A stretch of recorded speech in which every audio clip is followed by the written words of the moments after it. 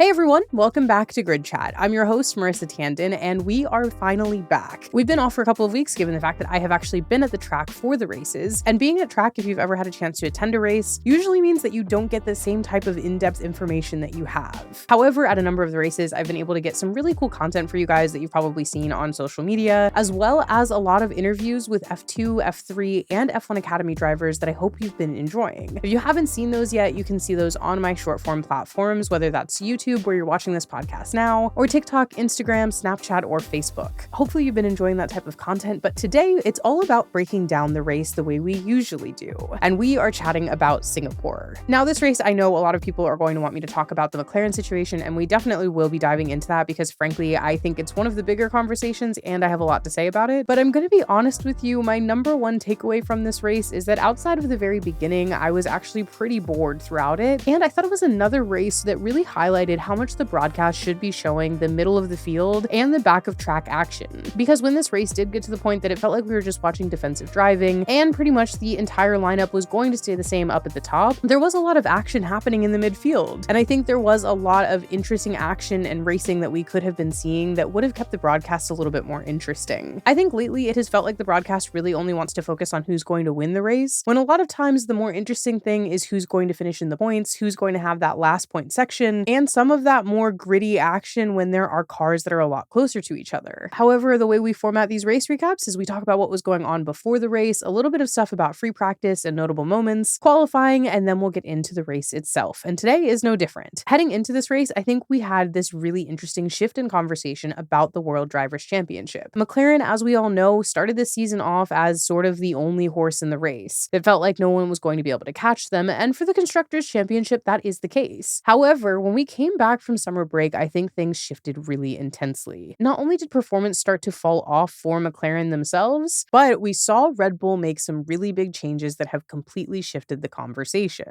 Not only was the Red Bull team principal Christian Horner replaced, and he was replaced with Laurent Mekies, who was previously the team principal at VCarb. We've also seen some really big changes in the car and in the garage, and I think those changes have immediately shifted into better performance. I think there were two very big changes that actually kind of point to a lot of this performance difference with Max. Partially, Red Bull brought an upgraded floor, and that did make a lot of difference, which allowed him to take that back-to-back race win in Monza and Baku. However, I think one of the other big differences that we haven't talked about as much is the fact that it was confirmed that under Christian Horner, Yuki Tsunoda did not have the same car setup that Max did. And I think that's been a conversation for a long time. Checo had said that this was going on, but this was the first time that we actually had that fully confirmed, and that was changed. Yuki Tsunoda was given the same setup as Max, and while that is a difference just for Yuki's performance, of course, giving him the same opportunity to run the same car, to have the same type of performance, it also does affect Max's side of the garage, and I think that's kind of visible. Because as we know, especially something that we've talked about in McLaren, we talked about that in Mercedes this weekend, and we'll get into that a little bit, both sides of the garage have access to the other side's data.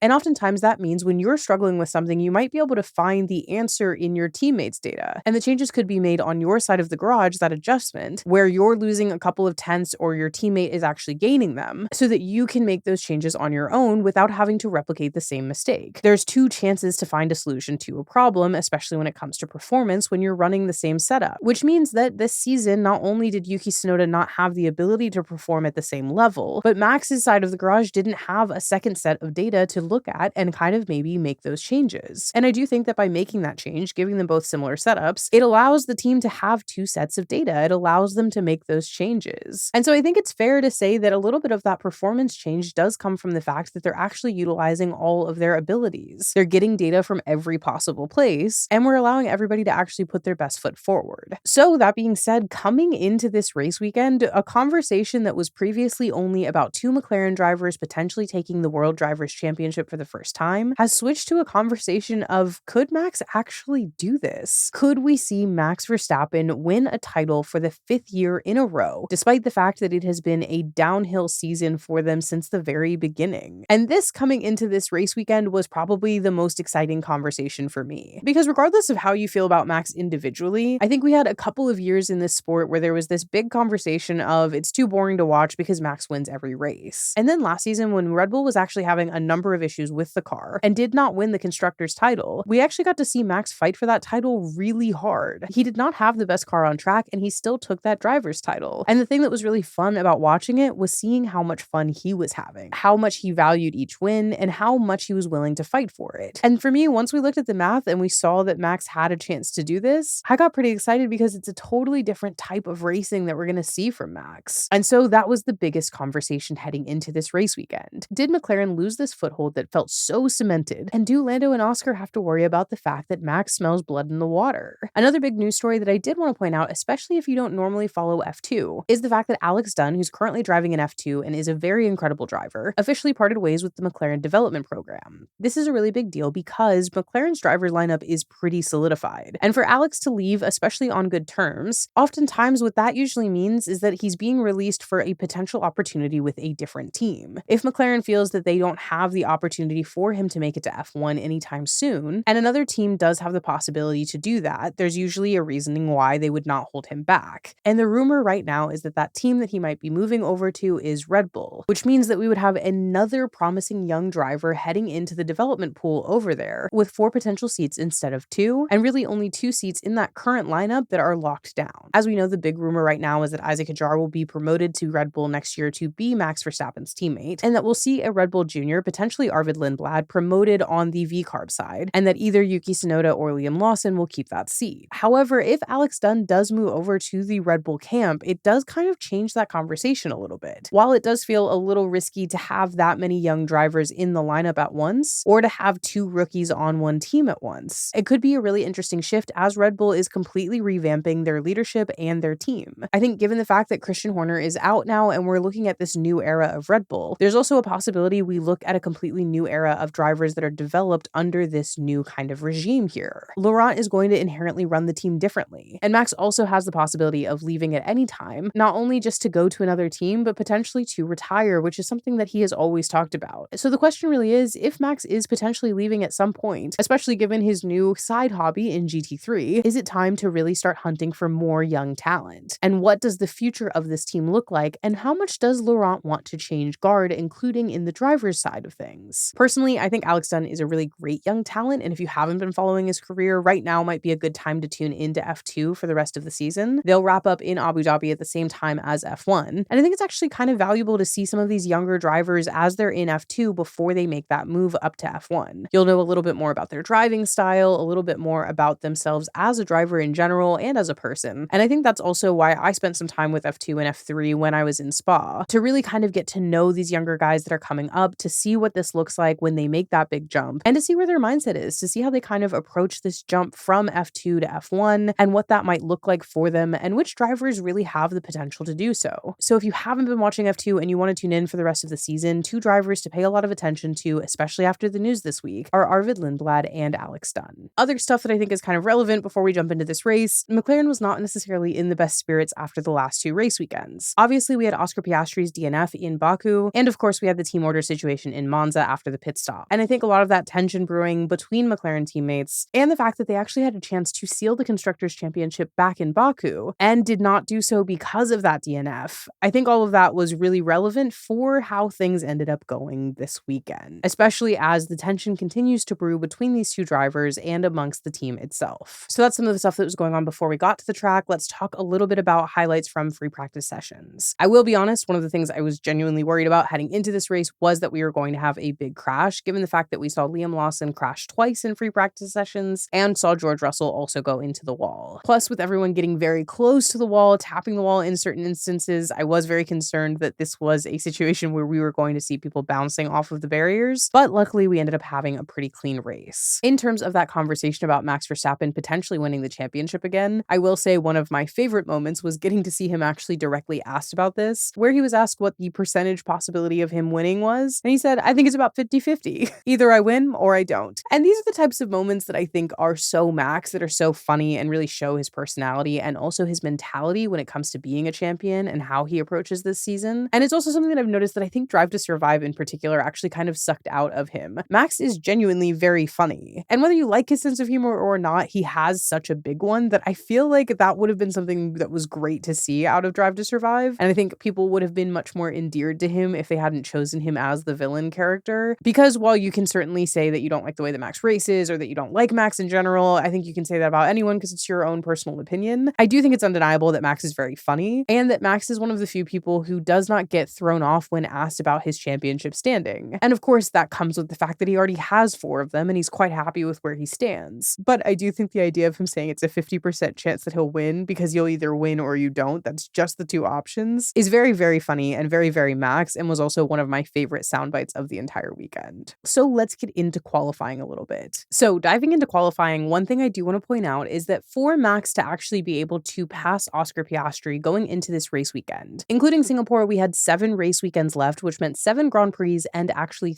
3 sprint races. There were 199 points left on the table, and Max had a 69-point gap to clear to Oscar. So just by easy math, Max's goal coming out of this race weekend was to win the race, obviously, but also he needs to outpace Oscar by 10 points every race weekend ahead of Singapore's results. So ideally, that would mean that Max would finish first and Oscar would finish third or less than that. That would give Max the gap that he needed heading out of Singapore, and heading into qualifying, that meant that Max was looking, of course, for pole position. Getting into qualifying itself, a couple of notable moments here outside of those top kind of 10 drivers. Both Williams drivers, Alex Albon and Carlos Sainz, were disqualified after the fact due to a rear wing infringement. Williams did put out a statement saying that while everything had passed their own checks, they did respect the decision of the FIA and that they did fail the only check that mattered, meaning the one that's done by the FIA after qualifying. That meant that both of those drivers were going to have to start from the pit lane and that everybody would move up in their qualifying positions that were behind them. Additionally, notably, we saw Gabriel Bortoleto qualify behind his teammate Nico Hülkenberg, which was a surprise. We did see Liam Lawson out-qualify Yuki Tsunoda by 1 position, which I think was important given the fact that we kind of feel like they are competing for that last Red Bull slot. And as has been the case for a bit, we actually saw Isaac Hadjar outperform everyone and make himself the only other Red Bull driver besides Max to make it into Q3, which again is starting to make that promotion seem more and more likely. The Ferraris were unfortunately kind of middle of the pack again. We saw them qualify 6th and 7th, and Kimi Antonelli actually had a pretty good qualifying, which I was happy to see. I think we're kind of starting to see him settle in a little bit more, shake off those nerves that he had mid-season here, and start to perform more to the best of his abilities. And I'm really happy to see that because Kimi honestly is someone who has grown on me quite a bit. I think he kind of came onto the Formula One scene in this big way of everyone being like, who is this teenager? Obviously, we were aware that he was fast, that we knew that he had a lot of potential, and that we had seen him move so fast up the ranks. But it was also surprising to see someone so young take over that kind of Lewis Hamilton 7-time world championship spot. And something I was really worried about was whether or not he was moving up too fast. And I think also that started to be highlighted with a number of these kind of stressful moments that he had in the middle of the season. But I think watching him perform this weekend, even though it wasn't necessarily his best results ever, it was nice to see him shake off some of those nerves and really get there. And then in a little bit of a surprise, we actually see George Russell take pole.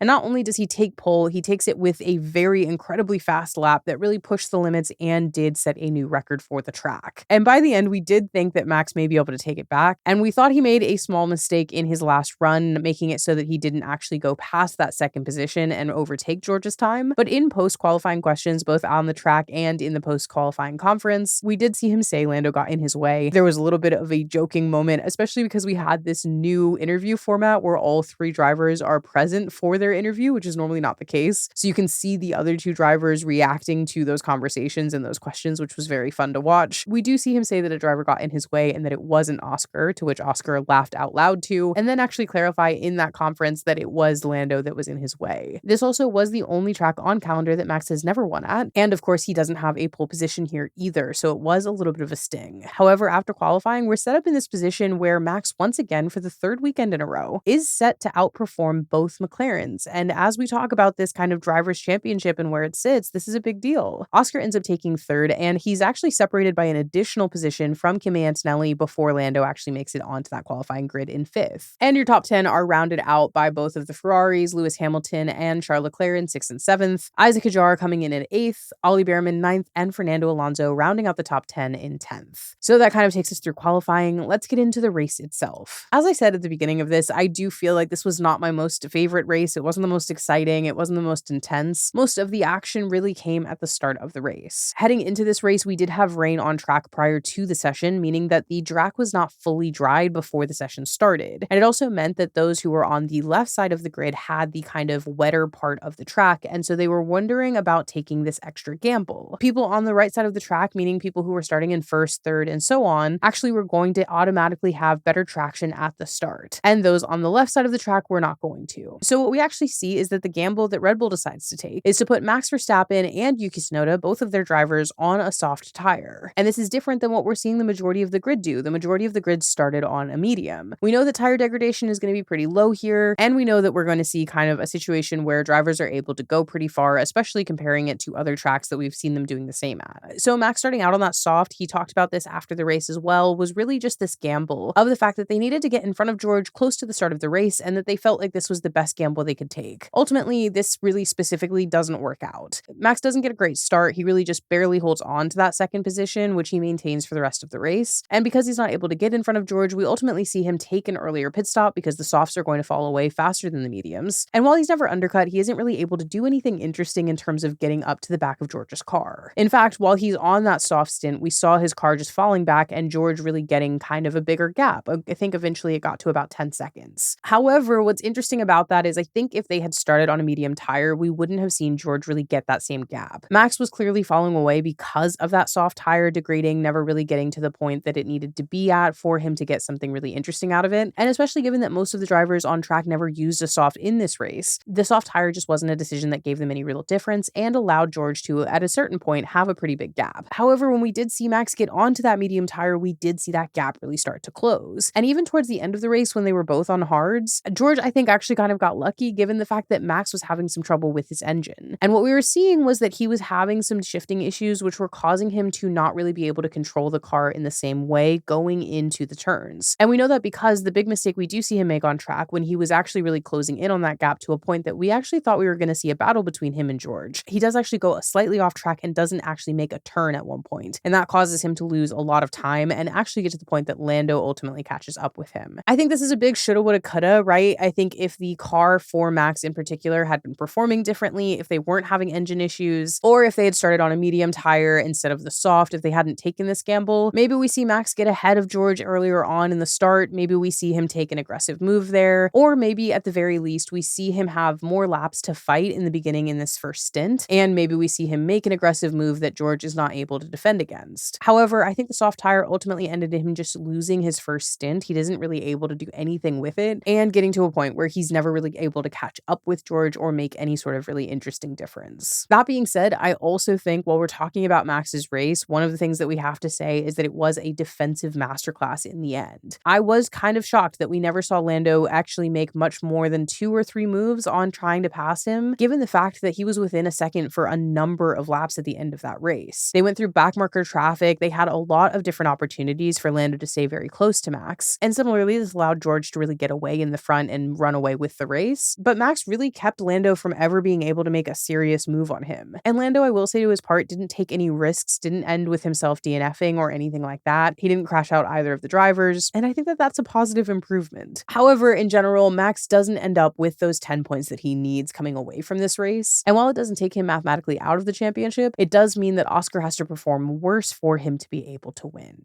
And before we get into the McLaren of it all, the Lando and the Oscar of it all, I do want to talk about a couple of other people on the grid. Isaac Hadjar actually was a very impressive drive for me this weekend because we did know from his race engineer at a certain point that he was losing about 3 to 4 tenths because of an engine issue. And at a certain point, I was worried he was going to have to retire from the race. But ultimately, we see him keep it on track. He does have a little bit of frustration, which I think is understandable, but he really does focus, keep his head down, and stay locked into the race, even though he knows that he has an issue that is causing him to lose time. And while he was losing that time, losing those positions, we see him fight all the way back up to at a certain point, he was still in the points. And ultimately, he ends up ending the race just 1 position outside of the points, with Carlos Sainz passing him in the end. But I think when we talk about mentality, when we talk about young drivers that really have themselves locked in, this is the type of thing that I look for. A driver who can be told that there's something really bad going on and that is going to affect him and that there's nothing he can do about it. And he's able to remain calm and cool and stay in the race and keep his head in the race and still keep doing good work. While Isaac ends up walking away with no points from this race, he does walk away with a strong performance and without panic. And I actually think Isaac in particular, that lack of panic, that's something that is what made him kind of well known in general before he made it into Formula One. Last year, if you've never seen it, there is a clip of him in Monaco in his F2 race where he comes into a tunnel and a driver in front of him has had an issue which has him kind of almost dead stopped on the middle of the track. And what we saw was Isaac very quickly react and at high speeds avoid a very completely possibly bad crash. And I think that that is the Isaac that we know, and that's the Isaac that we saw in a very different scenario here. So while I am concerned about him getting that Red Bull promotion, given how much it has meant to negative things for people's careers overall, that second seat, I do do think that Isaac is the type of driver who really may deserve it. And I do love watching him do this each weekend, to really just kind of have a strong performance even if things are not going his way. Next one to run through here is Lewis Hamilton's race, because I think somehow it is one of the harder ones that I've had to watch recently. Lewis ends up in the midfield here and isn't really able to pull through during qualifying. And then as we get into the race, we see him start to actually make some moves and get to the point that he ends up taking this extra pit stop to pit for softs. He had gotten to the point that the person behind him had such a large gap that he could do so. And once he did put those softs on, he did actually end up making up so much time that at one point he set the record for the fastest single lap at this circuit. So it was obviously the right choice to make that change. And not only does he end up overtaking Charles Leclerc, but he also ends up getting all the way up to the back of Kimi Antonelli, to the point that there was no way he wasn't going to make that pass, except for the fact that he ends up losing his brakes. And not only does he end up losing his brakes, but that results in him losing all of the momentum that he had before, getting repassed by Charles Leclerc, and dropping back so far that he barely crossed the finish line ahead of Fernando Alonso.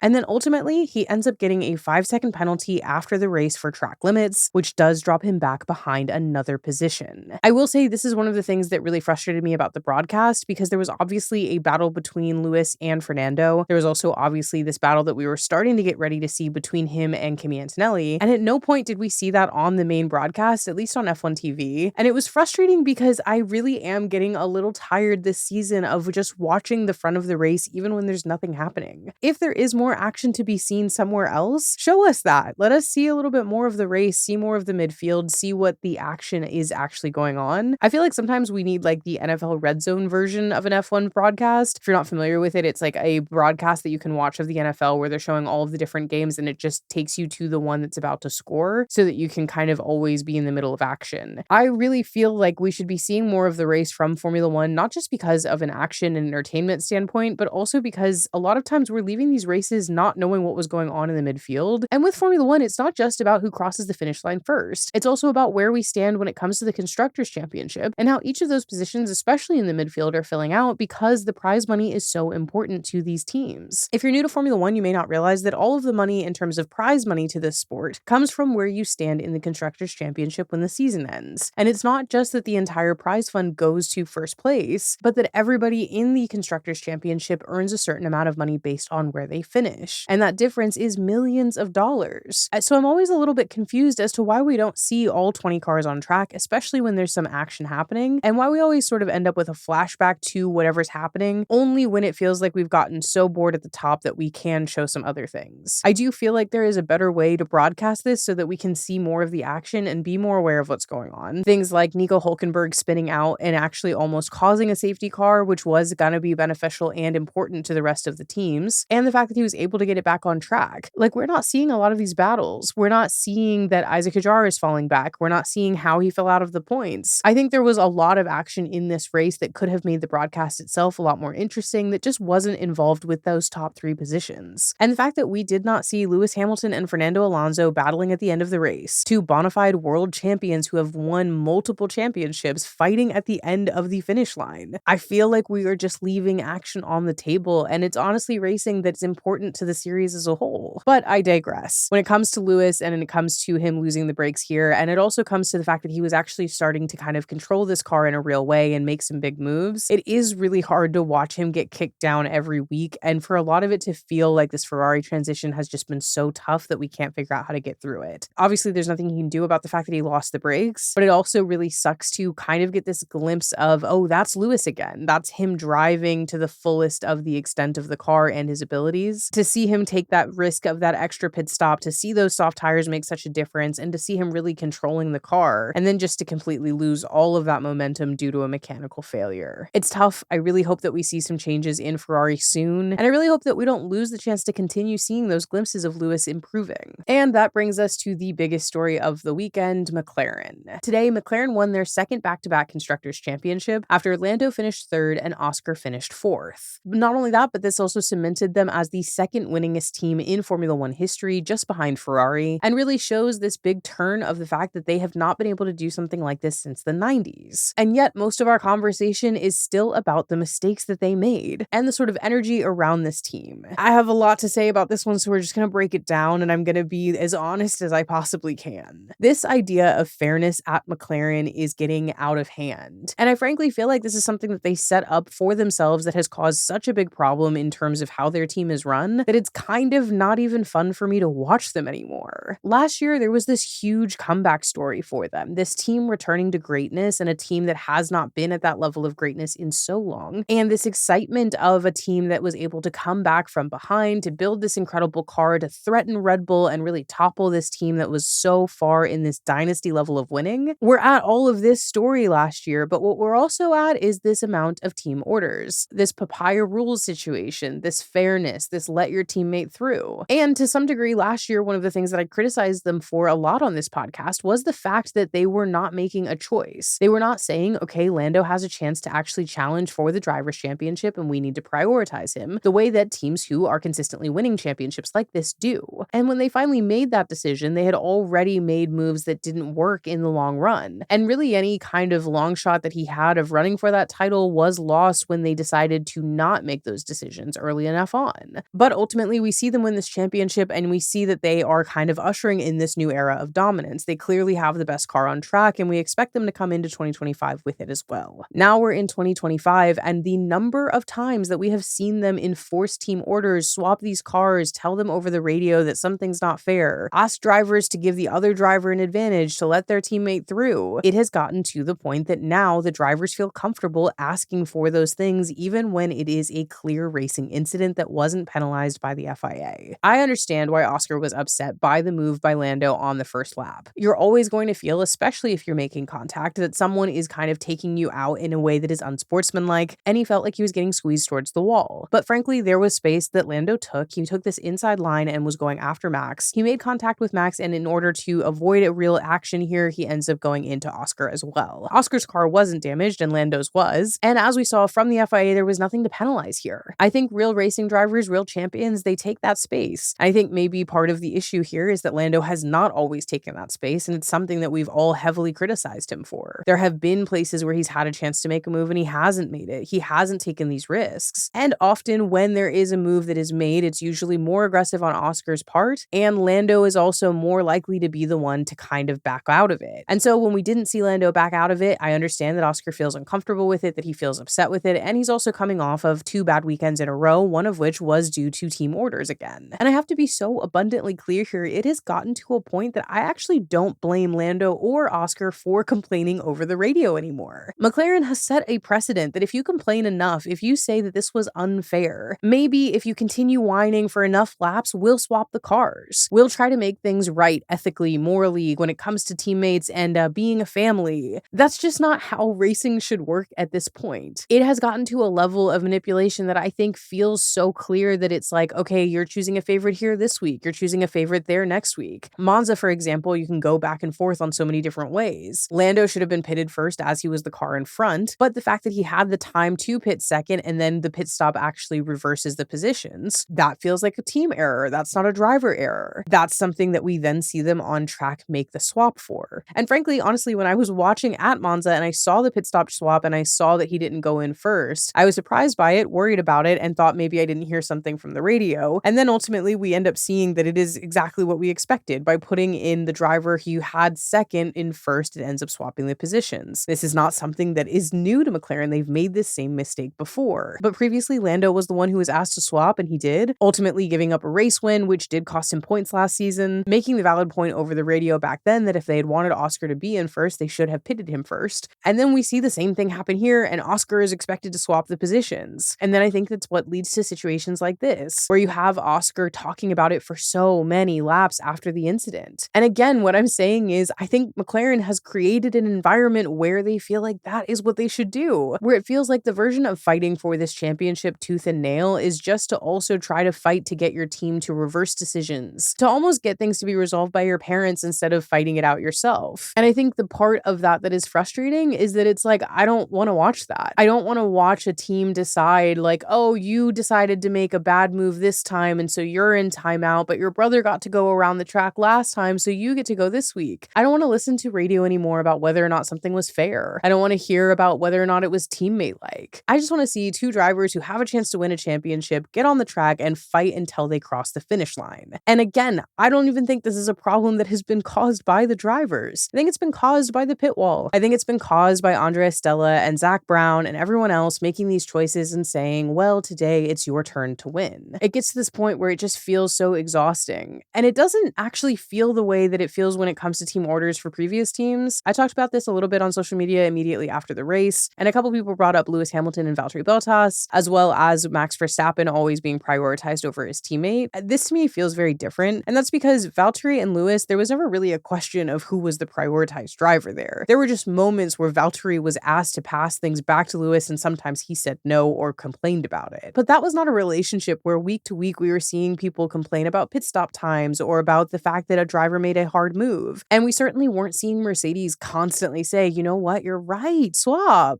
I think the same thing can be said for Max Verstappen and Red Bull. Max is the prioritized driver, and that's because he's visibly the better driver. He has 4 championships, and sometimes that means that your teammate is going to sacrifice for you. The problem with McLaren is there is no priority driver. And I know people are going to come into my comments, especially after this week, and say that that is Lando. Lando's the prioritized driver. He is the favorite child. But there are weeks where it feels like Oscar's the one getting the priority. There are weeks where things are all over the place. I think the problem is this idea that McLaren believes that they're letting these drivers race, that there is these standards that have been put out, but those standards change week to week, and that they really truly believe we're just fighting it out to see who the best driver is. But that conversation comes with this whining, this negotiation, and this kind of dramaticness over the radio that is just getting exhausting to listen to. I don't know if you feel the same way. For me, it's gotten to this point where I'm like, I really, really hope Max wins enough races to take this championship out from underneath them. I would love to see a repeat of last year where their mistakes kind of push them to the point that they win this Constructors Championship and a team that is so far behind them ends up taking the driver's title out from underneath them. It is hard to want to watch either of them win, and it's just because I think there's this element of like, this is a championship winning team. This is a team that has won 2 Constructors Championships back to back, have already sealed it for this year. This is a team that has built the fastest car on track 2 seasons in a row. It's a team that has 2 pretty good drivers as well. And somehow the way that the team is run and the way that they communicate with each other feels like watching a midfield team fall apart at the same time, even as they're actively winning. I just really struggle to see the gamesmanship in this anymore. It's hard to watch athletes at their peak complain about fairness. In a sporting event, I feel like you have to keep your head down, control what you can control, and when the calls aren't going your way, prove that you're going to win no matter what. And that is just not where we're at with McLaren with either of these drivers. And it is, again, because of the management. This is just genuinely not me criticizing Oscar or Lando or picking a favorite. It is just saying that for the last season and a half, McLaren have set a precedent that says, if you don't like something, if you feel you were wronged, complain as much as you can for the possibility of having us make a decision for you. And I kind of hope that this call, this drama, turns into a situation where we finally see either of these drivers make those decisions for themselves. However, I do want to point out a couple of things that I think have been big conversation points after the race and that I don't think are very cool across the board. One, as Zach was congratulating Oscar on the radio over the second Constructors Championship, it seemed like Oscar unplugged his radio in the middle of Zach's congratulations and sentence. He did not respond. The radio message was cut out abruptly, and awkwardly, he just never kind of gets back into it. I think that's unprofessional. I think you can be upset. I think I get that. I think you should also remember that you're in a car with a live camera on a live broadcast with a live radio, and that now that's what everyone's talking about. Which also leads to the second big thing. I don't think it's great that we saw the McLaren team celebrate the Constructors Championship on the podium without one of their drivers, namely Oscar Piastri. It's unclear to me. I haven't seen anything say whether it was that the team did not wait for him and celebrated one way without him, or that Oscar himself chose not to come. Obviously, we do know that he was in the media pen getting ready to do his media. However, we don't know whose decision that was, and frankly, I don't think we ever will. But whoever's decision it was, I think it's a bad look. I think it kind of sucks that we're looking at a team that has won the Constructors Championship again 2 years in a row. Massive feat. There are 6 race weekends left. And what we're talking about is the fact that they can't celebrate together. You're missing a driver on the podium. There's a video of fans chanting for Oscar. You have the driver who's leading the World Championship unplug his radio while the CEO is congratulating him on a Constructors team win.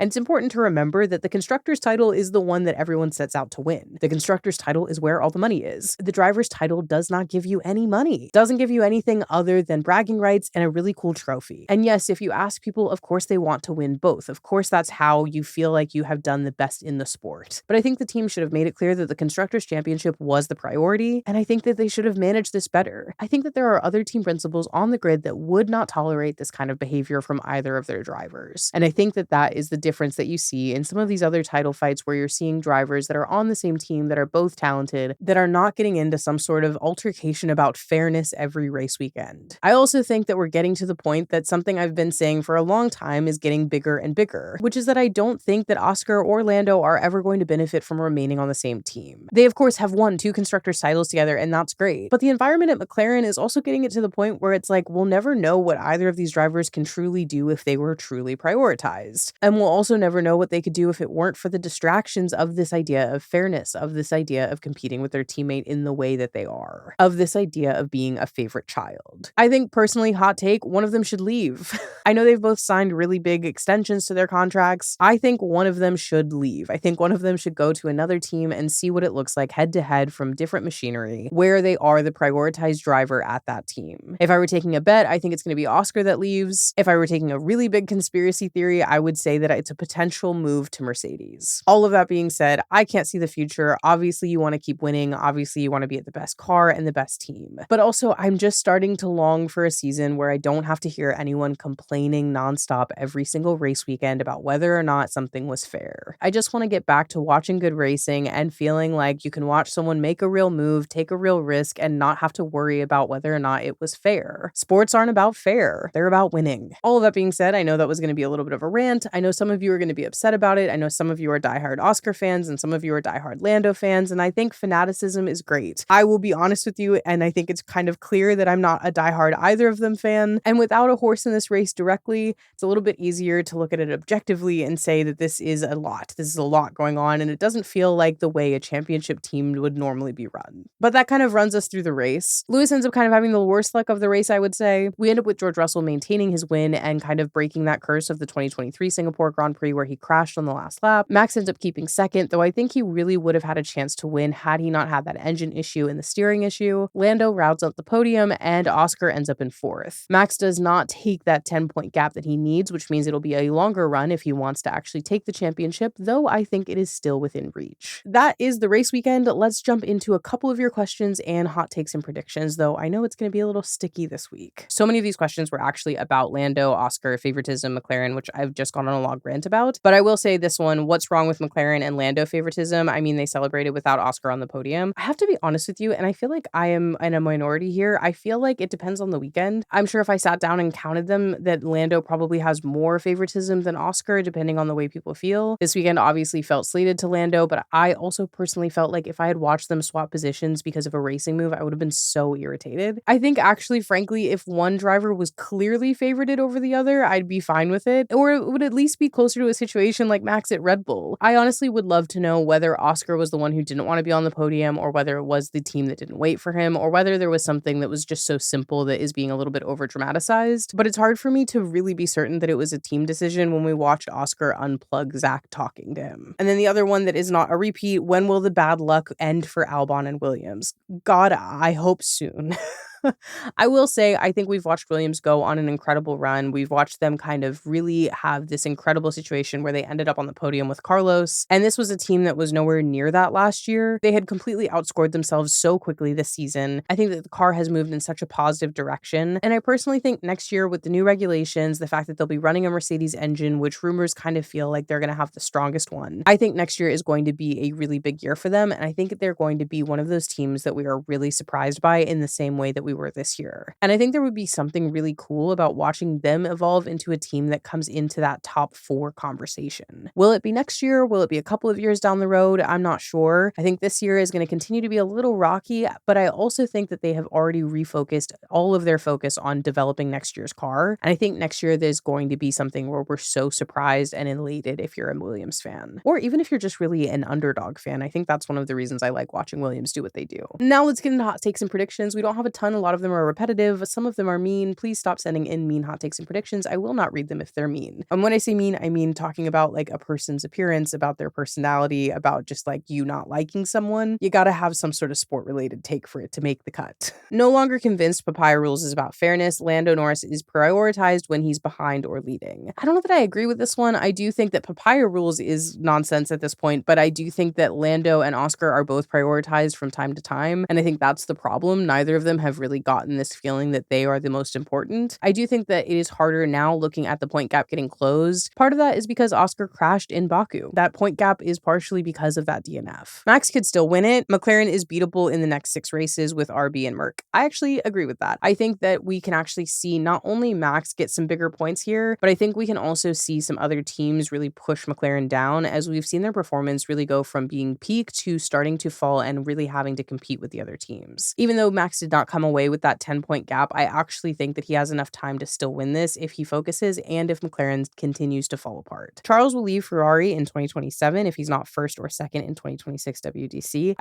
I don't think so. I think the problem is that Charles is so locked into Ferrari in a way that I think that there's just this hard part of him that maybe he's just accepted he's never going to be champion, or maybe he really believes that he can be the one to bring it back, but good lord, we've got to see some improvement soon. Oscar enters his villain era, and at some point this season they will for real crash into each other. Honestly, yeah, I believe it. I honestly believe now that the Constructors Championship is locked in, I think that this is going to be a mess. And again, I think that's another way we see Max take this title. There is this real possibility that we see both of these drivers who are rather young, who are not necessarily the most mature on or off track. I think there's this real possibility that we see them crash into each other at least once, take both of them out of the race, and really change that point gap thing for Max. And last hot take, which is actually what they say, an ice cold take. Probably ice cold take, but Oscar had no reason to complain about Lando barging. I actually agree. I think this is a split one, right? I've just explained. I think that Lando's move as not punished by the FIA was racing. I think seeing space and not taking it makes you a bad race car driver. I also think that Oscar wouldn't have complained about it for as much time as he did if it weren't for the fact that it was his teammate. I think he would have seen it as an irritating move, but it isn't something that they would have kept pushing after the FIA did not penalize the driver. But at the same time, as I've said,